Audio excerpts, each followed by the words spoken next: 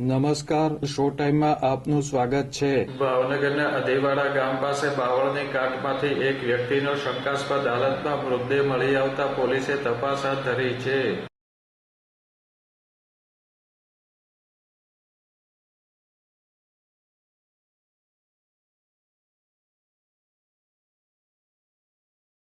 અધેવાડા ગામ પાસે બાવળની કાંઠમાંથી આજે સવારે એક વ્યક્તિનો મૃતદેહ મળી આવ્યો હતો.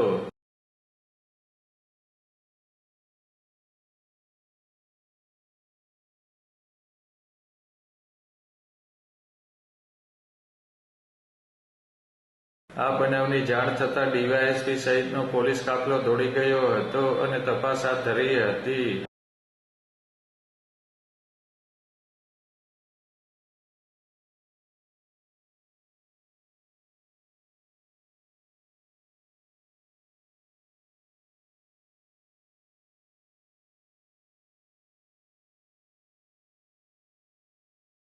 ઈજાગ્રસ્ત હાલતે મૃતદેહ મળી આવતા મૃતક વ્યક્તિની હત્યા થઈ છે કે પછી અકસ્માતની ઘટના છે તે અંગે પોલીસે તપાસ હાથ ધરી છે.